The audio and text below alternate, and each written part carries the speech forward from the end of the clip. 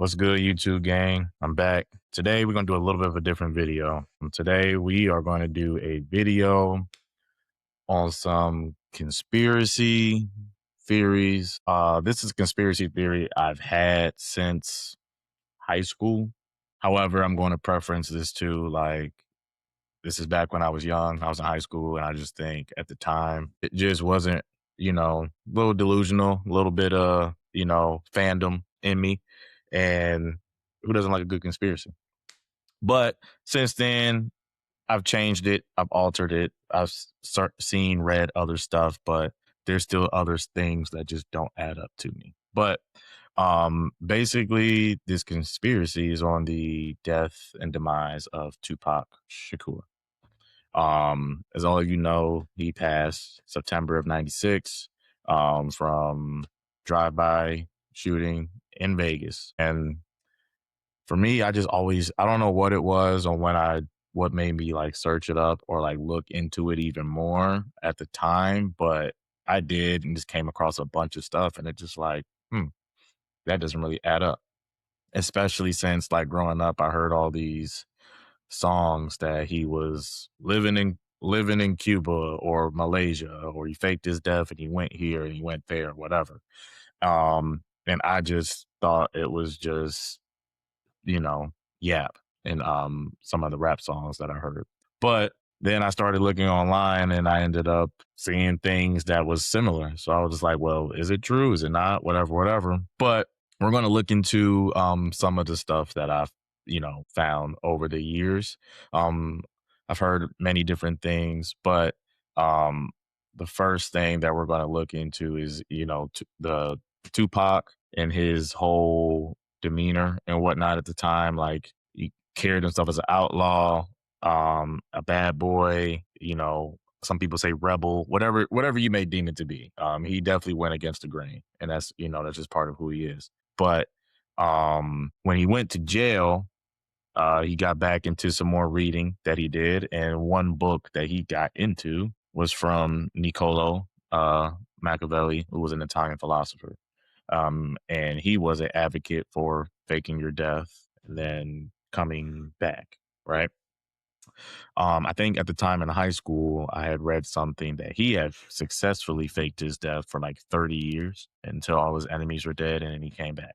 That's at least the first thing I read. Since then, I've read some things where it was like he advocated to fake his death at the age of 25, come back 18 years later, whatever it may be, at the age of like 43. Like it was just a bunch of things out there. There was those two. It was, fake your death until all your enemies pass. And at the time I thought about it, I'm like, okay, well, Tupac had a lot of stuff going on at the time. He had some cases being pressed on him, some allegations. He had the shootout in the studio, and then he had the one in Vegas. So I was like, it would make sense for him to be like, okay, I need to get the hell out of Dodge, basically.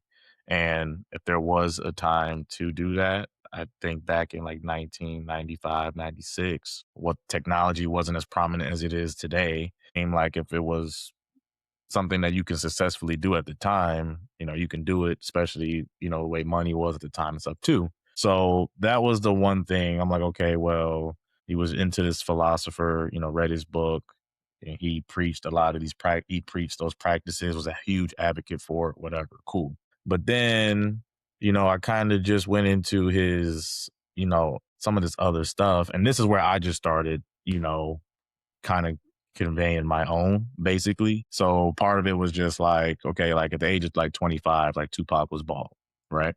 But I also thought like, okay, well, he was bald by choice. Because if you look at some of these pictures of him when he was incarcerated, hair, right? Yeah, hair there. June 30th, 1995, hair. This is when he was in jail, in prison. This one, shaved it a little bit. Not super crazy, but you can still see a little bit of a, little stubble, little shadow, right? And then there was another pic I had. Right. And then the other thing I wanted to look at too here is, so this is from February 1995. His weight is at 165. So we'll keep that in mind. And then his height, it's about somewhere 72 inches, which converts to 6 feet, right? But I think in the other pic, that saw, I believe it said he was like 5. I've seen 5'8", 5'9", and I've also seen 5'11". Just a bunch of different heights that go around for him. And I'm like, what is it really? Right. But however, I think the thing that kind of got me the most in high school when I was looking at it was the autopsy.